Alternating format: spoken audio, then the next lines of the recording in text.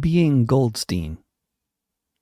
How did so much of what we once thought of as the left become an anti-intellectual, identity-obsessed cult? And how did I become Emmanuel Goldstein? You can find this on Substack and on Patreon, as well as at davidrovix.com/thisweek in both written and podcast forms. Ever wake up one morning and realize that you are Emmanuel Goldstein, and there are lots of people out there in the world looking at your picture and having their daily 2 minutes of hate in order to maintain their correct worldview and affirm your complete opposition to it? Well, good morning to you too, then. As I was watching the veins bulge in the neck of the tall, masked trans woman who was shouting at me at the top of her lungs, I wondered about the overstuffed bag she had hanging around her neck and whether that very heavy bulge in it was a handgun or something else.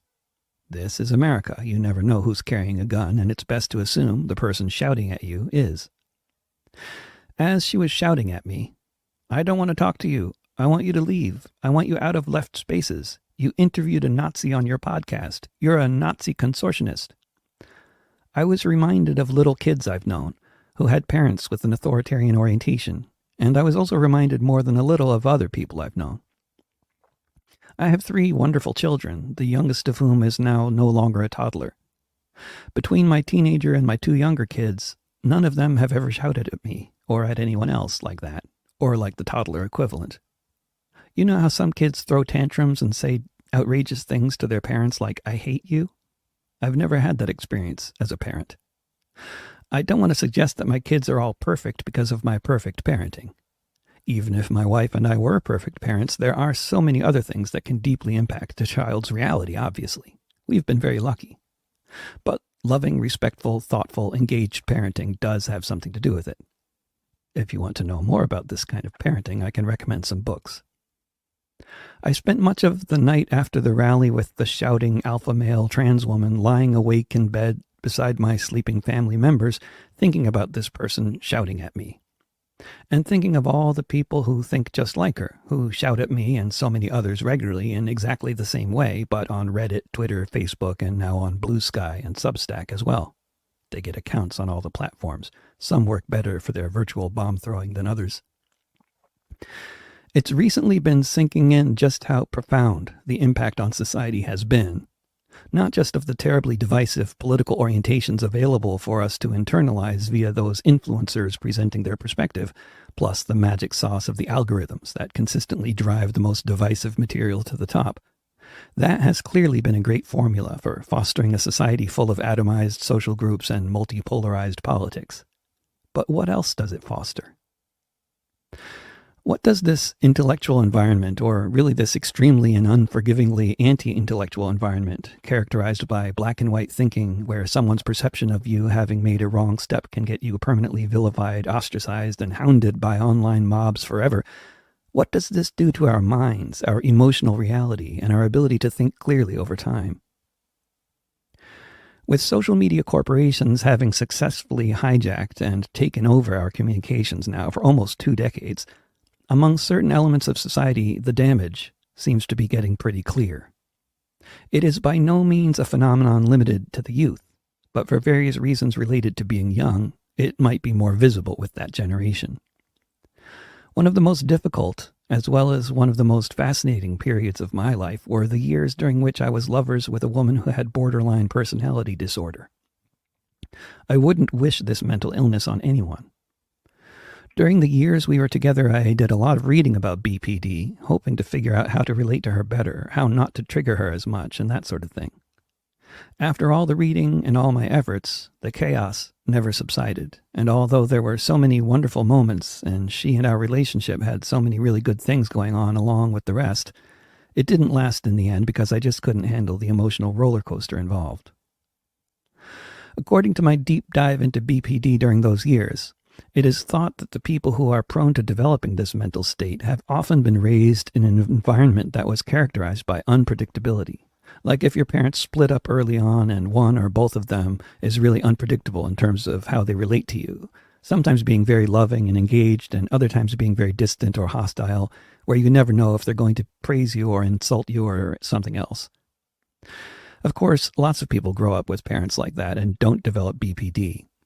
But from what I've read, it is thought to affect 1 in 100 people, which seems like an awful lot of people to me. One of the main ways that people trying to explain BPD simply tend to do it is to say that adults with the condition have the emotional maturity of a toddler. Those with BPD who manage to more or less pass as relatively normal adults often live very strictly according to an ethical code, which they have intellectually concluded is the correct way to behave, even though if they were to behave according to their emotional impulses, their behavior would not remotely resemble what they think of as the right way to act. Without explaining this reality any further, I hope it's pretty obvious what an incredibly debilitating thing BPD is to live with for people who have it. Whether they try to manage it by constructing an ethical framework for going through life with, or if they just give in to their emotional impulses, or some combination thereof. Depending on which study you believe, 10 to 15% of people with BPD will die by suicide.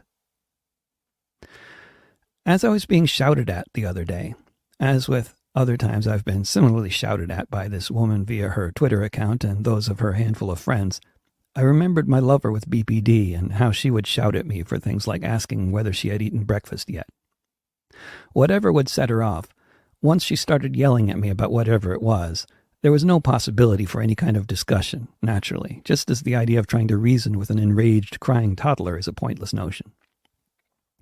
With my background as an accidental armchair expert in BPD, perhaps it was the slightly dissociated state I was in as I was being screamed at that made me draw this connection at first, but then thinking about it, it makes more and more sense. Which is to say, what would you be like if you were raised by a subreddit characterized by black and white thinkers engaging in character assassinations and coming up with condescending memes about anyone over the age of 25? What if your parents sucked, or maybe even didn't suck, and for whatever reason, you went and started spending most of your waking hours in a toxic environment like that? My theory, whether this has been studied by psychologists yet or not, I haven't looked, is that we are probably now experiencing a rise in borderline personality disorder in this society. We are certainly experiencing a rise in suicide. I don't see how this wouldn't be the case, given the extremely toxic environment provided for us to exist in online for the past 20 years or so. And online is where so many of us mostly live, especially the younger set. Once you have in place the meta environment of Meta and the other dominant social media platforms doing their algorithmic thing, once you have an environment that systematically highlights and thus encourages black and white thinking, social atomization, and conflict of all kinds, it doesn't matter what the discourse is about, it's going to become both toxic and polarized. Add to that pre-toxified, pre-polarized environment actual content related to, say, how we understand and relate to political trends or perspectives on them, and you can start to understand how we eventually have managed to arrive at this point with the kinds of apparently nonsensical and even farcically extreme accusations that are made about people on the most tenuous of grounds. The accusations themselves wouldn't merit response except that they are so widespread. It is accepted on the face of it as truth these days in so many circles when people say, for example, that Glenn Greenwald, or for that matter, David Rovics, have somehow become right-wingers. For anyone who listens to either of our podcasts or reads anything either of us write, who has the slightest idea about what it means historically to be politically on the right or the left, the idea is completely obviously ridiculous. Yet it is very persistent and seems to be spreading. And why wouldn't it?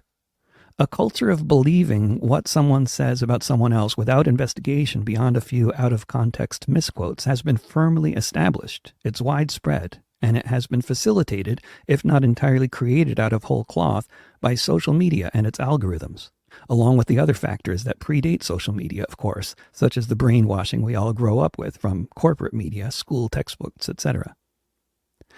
Once this culture has been established, and people are just going to believe what someone says about someone else without really looking into it, which is, again, now the norm that has been firmly established in broad circles, then it becomes possible for black to become white and white to become black, or for Glenn Greenwald or Medea Benjamin or Freddie DeBoer or David Rovics, to take a few not quite random examples, to have joined the ranks of the right.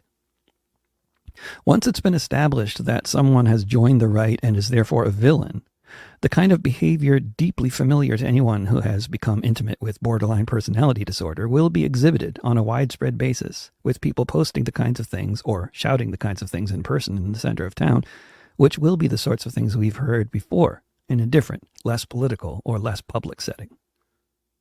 What most fundamentally characterizes the emotional reality of a toddler in tantrum mode or someone afflicted with BPD who is having an episode is what they call splitting, or black and white, all or nothing kind of thinking.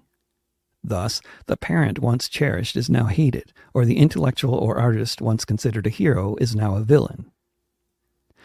Add to the mix manipulative characters who are working to turn these algorithmic and other tendencies to their advantage in order to form a sort of cult mindset among their followers, and it all gets especially disturbing.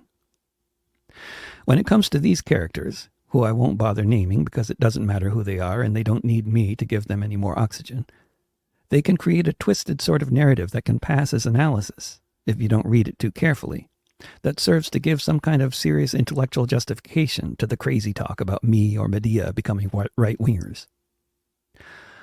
I only wish I had filmed this masked person with a huge, garish, angular, militaristic-looking never-again tattoo screaming at me, because she seemed to embody the very essence of the 2 minutes of hate sessions that all of the loyal followers of Big Brother are expected to engage in every day as they think about Emmanuel Goldstein, the reviled leader of the Brotherhood, and his very dangerous book, which is so dangerous that none of his critics have ever read it. What also made me want to write more about what seems to be a rapidly developing social phenomenon is that because of the success the platforms have had in atomizing society, rather than bringing us together, as was once speculated they would do, many of the other long-standing activists in this city are having exactly the same experiences with exactly the same people, but we tend not to know this about each other. To all my comrades who haven't joined this all-or-nothing nexus, who still believe in giving people the benefit of the doubt, who believe in kindness, solidarity, and real discourse, you're not alone, even though I'm sure you often feel that way. The death toll keeps mounting each time I turn on my phone. Another mass shooting, another free fire zone. The failed states of America, white supremacist rule, a society riven with victims and tools. The fires keep burning, completely out of control. Makes you miss the old days of the ozone hole. The snow is all melting, the lakes of Greenland. The best hope that I have, I hold in my hand. If there's a tomorrow, then when yesterday's through, you have me, and I have you. We might have to leave town, or maybe we'll fall beneath a hail of bullets at the shopping mall. Perhaps we'll be arrested, perhaps they'll pass us by. But wherever we might be, when we look up at the sky, if there's a tomorrow, then when yesterday's through, you have me, and I have you.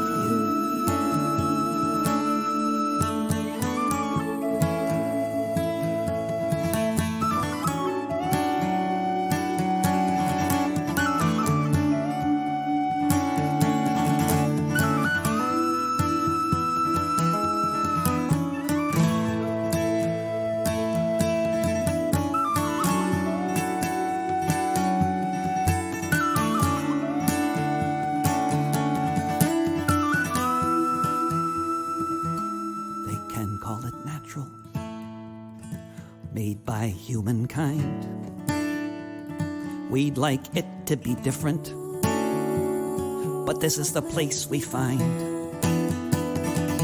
the one we inherit, the one we're in now. Whatever might come of the future, why, when, how? If there's a tomorrow, then when yesterday's through, you have me, and I have you. If there's a tomorrow, then when yesterday's through, you have me.